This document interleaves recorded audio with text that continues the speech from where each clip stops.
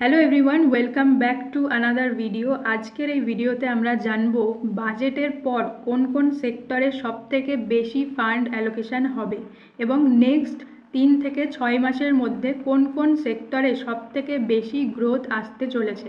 এটা জেনে নিলে আপনার কি হবে, যারা আপনারা সুইং ট্রেডার এবং পজিশনাল ট্রেডার আছেন তারা একটা ধারণা পাবেন যে কোন সেক্টরের পার্টিকুলার কোন সাইডে সবথেকে বেশি মানি ডিপ্লয় হতে চলেছে এবং সবথেকে বেশি গ্রোথ হবে। তাহলে নেক্সট 3-6 মাসের জন্য আমরা একটা প্ল্যান পাবো যে কোন সেক্টরে ইনভেস্ট করা উচিত এখন। তো চলুন আমরা ভিডিওটা শুরু করি। প্রথমত আমাদের কাছে এখানে একটা ডেটা আছে। এই যে ডেটাটা আছে এই ডেটাটা 2025-এর বাজেট এবং এই ডেটাটা 2026 এই বছরের ডেটা। তাহলে কি কি চেঞ্জেস এসেছে সবার প্রথমে আমরা দেখে নিই। দেখুন যে প্রথম যে টপ 5 সেক্টর ছিল defence, rural development, home affair, agriculture, education. এই যে টপ 5 সেক্টর ছিল সেটা কিন্তু এবারেও সেম এসেছে। দেখুন defence, rural development, home affair, agriculture, education top 5 sector একদম সেম আছে। কিন্তু ট্রান্সপোর্ট এসে গেছে সবার টপে। ট্রান্সপোর্ট এবার নিউ একটা সেক্টর যেখানে সব থেকে বেশি বাজেট অ্যালোকেশন হয়েছে। আগেরবার ডিফেন্সে হয়েছিল কত? 4,91,732। এবার দেখুন ডিফেন্সে হয়েছে কত? 5,94,585। নেক্সট রুরাল ডেভেলপমেন্টে 2,66,000, এখানে সামান্য বেড়েছে 2,73,000। তারপর হোম অ্যাফেয়ার্সে 2,33,000, এখানে 2,55,000।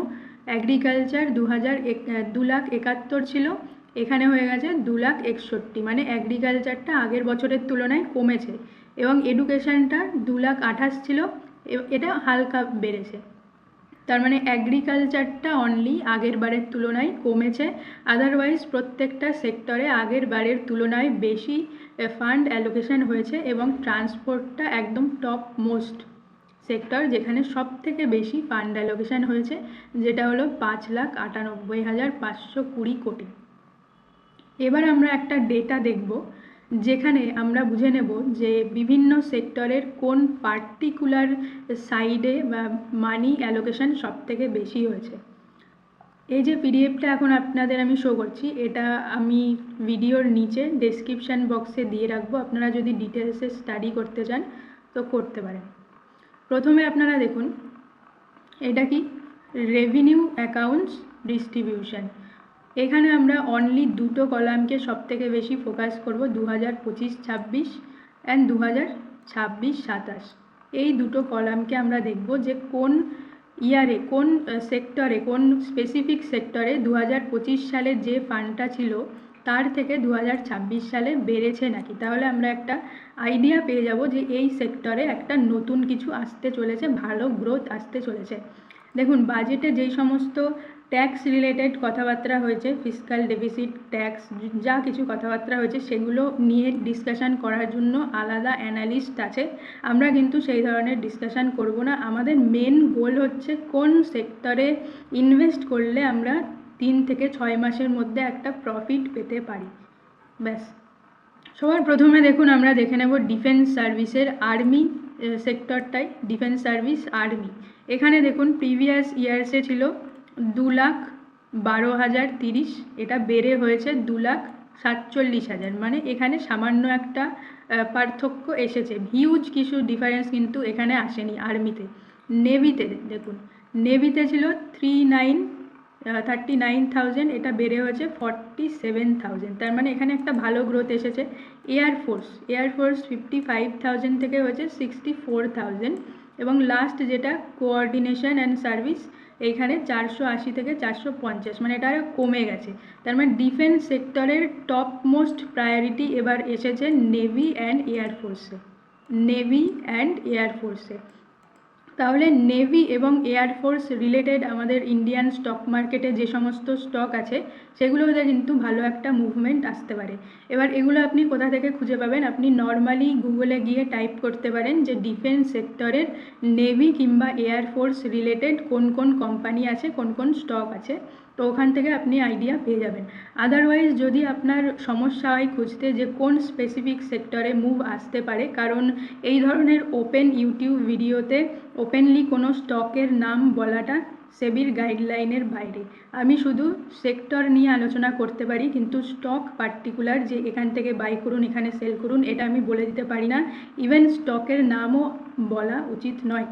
তো আপনারা কি করতে পারেন, এটা একটা সাজেশান থাকবে যে যদি আপনারা নিজেরা কেউ খুঁজে বার করতে পারেন নেভি অ্যান্ড এয়ারফোর্স রিলেটেড কোন স্টকে ভালো মুভ আসতে পারে তাহলে তো সেটা বেস্ট। আদারওয়াইজ কারো যদি প্রবলেম হয় তাহলে আপনারা আমাদের ফ্রি যে টেলিগ্রাম গ্রুপ আছে তার লিঙ্ক থাকবে ভিডিওর নিচে ডেসক্রিপশান বক্সে, সেই গ্রুপটা আপনারা জয়েন করতে পারেন। সেখানে আমরা দিতে থাকবো যে কোন সেক্টরে মুভ আসতে পারে কোন স্টকে।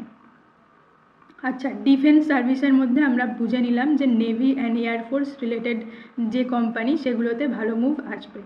নেক্সট চলুন, নেক্সট আমরা দেখে নিই রুরাল ডেভেলপমেন্ট। দেখুন রুরাল ডেভেলপমেন্ট এখানে ভীষণ কিছু মুভমেন্ট কিন্তু আসেনি। এই যে রুরাল এমপ্লয়মেন্ট ছিল এটা আরও অনেকখানি কমে গেছে, এছাড়া হিউজ কোনো চেঞ্জেস কিন্তু আসেনি। তো রুরাল ডেভেলপমেন্ট রিলেটেড কোনো স্টক আমরা দেখছি না। এরপরে আপনি আসুন এনার্জি সেক্টরে। এনার্জি সেক্টরে power, petroleum, coal and lignite and new renewable energy. Power সেক্টরে দেখুন, পাওয়ার সেক্টরে 26,000 থেকে 35 হয়েছে, তার মানে একটা হিউজ চেঞ্জেস এসেছে, হিউজ পার্সেন্টেজ এখানে এসেছে। তাহলে পাওয়ার রিলেটেড যে সমস্ত স্টক আছে সেগুলো কিন্তু ভালো মুভ করতে পারে। নেক্সট দেখুন পেট্রোলিয়াম। পেট্রোলিয়াম 12,500 থেকে হয়ে গেছে 30,000, মানে ডবলেরও বেশি। তাহলে এখানে একটা ভালো মুভ আসবে পেট্রোলিয়াম রিলেটেড যে সমস্ত স্টক আছে। তারপরে কোল দেখুন 432 থেকে হয়ে গেছে 3,563, তার মানে এখানেও একটা হিউজ চেঞ্জেস কিন্তু এসেছে। নিউ রিনিউয়েবল এনার্জি 23,000 থেকে 29, মানে মেন পাওয়ার সেক্টরের সব থেকে বেশি গ্রোথ আমরা দেখতে পাচ্ছি কোল সেক্টরটায় অ্যান্ড পেট্রোলিয়াম সেক্টরটায়, তারপর আসবে রিনিউয়েবল এনার্জি। তো কোল রিলেটেড, পেট্রোলিয়াম রিলেটেড কোন কোন স্টক আমরা জানি অনেকেই, যদি আমরা না জানি তাহলে কী করতে হবে, টেলিগ্রাম চ্যানেল জয়েন করতে হবে, সেখানে আপনারা একটা আইডিয়া পেয়ে যাবেন। এবার আপনি চলে আসুন, এনার্জি সেক্টরটা কমপ্লিট হয়ে গেল, এনার্জি সেক্টরটা কমপ্লিট হয়ে গেল। এবার আসুন ইন্ডাস্ট্রি অ্যান্ড মিনারেলস। এখানে দেখি কোন সেক্টরে চেঞ্জেস এসেছে। এখানে 21 থেকে প্রায় সেম আছে, এটা এইটুকু চেঞ্জেসে কোনো মুভমেন্ট হয় না।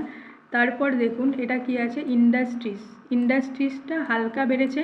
অ্যান্ড নন ফেরাস মাইনিং এইটাতে 2800 থেকে হচ্ছে 3400, তো এই ইন্ডাস্ট্রিটা কিন্তু বেড়েছে, নন ফেরাস মাইনিং।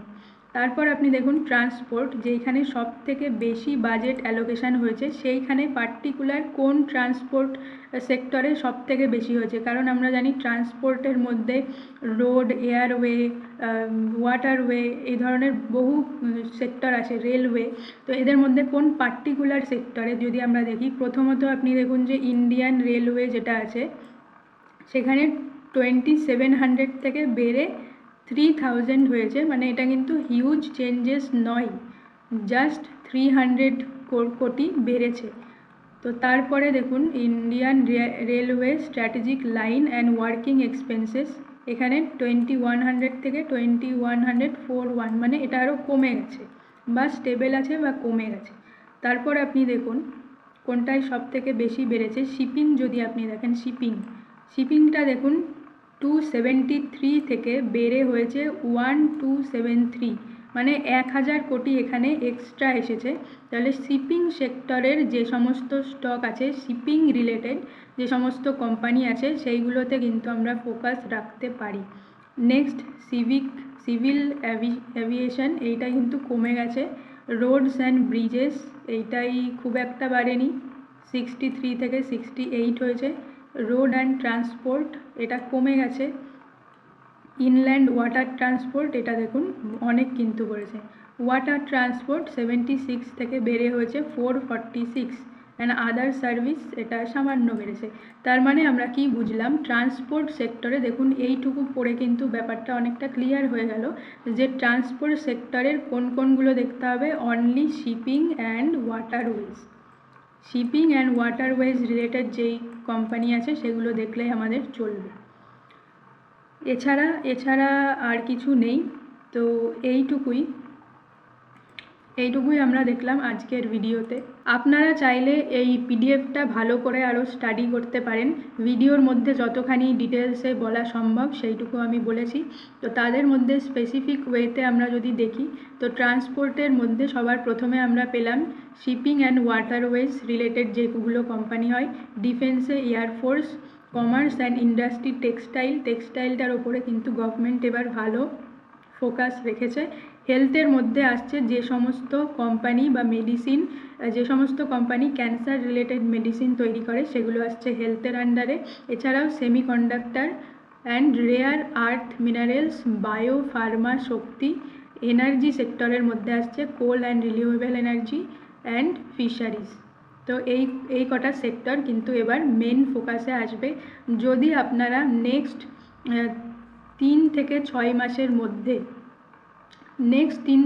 মাসের মধ্যে একটা ভালো প্রফিট করতে চান সুইং ট্রেডিং বা পজিশনাল ট্রেডিংয়ের মাধ্যমে, তাহলে আপনাদের এই স্টকগুলোর ওপরে ফোকাস রাখতে হবে যে কোন স্টকগুলো এই সমস্ত সেক্টর থেকে এখনও মুভ করেনি, সেগুলো কিন্তু নজরে রাখতে হবে। এছাড়াও আমি একটা এক্সট্রা কথা বলে রাখি যে প্রিভিয়াস ইয়ারে যখন 1 ফেব্রুয়ারি বাজেট হয়েছিল, 1 ফেব্রুয়ারি 2025-এ যখন বাজেট হয়েছিল, তারপর বাজেট হওয়ার পর মার্কেটটা কিন্তু নেক্সট 1 মাসে ভালো কারেকশান বা একটা কনসলিডেশন পিরিয়ডের থেকেছে। যেরকম আমরা জানি 2 ধরনের কারেকশান হয় টাইম কারেকশান না হলে প্রাইস কারেকশান। তো যেই স্টকগুলোতে ভালো মুভ এসেছে, যেই স্টকগুলোতে মানি অ্যালটমেন্ট হয়েছিল, সেখানে নেক্সট 1 মাসে বাজেটের পর নেক্সট 1 মাস কি 1.5 মাস কি 2 মাস ধরে সেই সমস্ত স্টক কিন্তু প্রাইস কারেকশান বা টাইম কারেকশান পিরিয়ডে ছিল। তারপর কিন্তু বিশাল মুভ করেছে পার্টিকুলার স্টকগুলোতে, মিনিমাম 30% মুভ, ম্যাক্সিমাম 100% মুভও হয়েছে। তাহলে এবার যেরকম 1 ফেব্রুয়ারি 2026-এ বাজেট অ্যালোকেশান হলো, তাহলে বাজেট অ্যালোকেশান হওয়ার পর কিন্তু 1 থেকে 2 মাস পর সেক্টরগুলোতে ভালো মুভ আসবে, ইমিডিয়েট কোনো মুভ আসবে না। তো এখন মার্কেট আবারও কারেকশান মোডে যেতে পারে, এটাই আমার ধারণা। তারপর যখন কমপ্লিট হবে, 1-2 মাস কমপ্লিট হবে, তারপর দেখবেন পার্টিকুলার সেক্টরগুলোতে ভীষণ পরিমাণে মুভ আসবে। তো আপনারা সেক্টরগুলোকে র্যাডারে রাখুন, এবং যাদের বুঝতে আরও প্রবলেম হচ্ছে তারা আমাদের টেলিগ্রাম চ্যানেল জয়েন করতে পারেন, সেটা কমপ্লিটলি ফ্রি।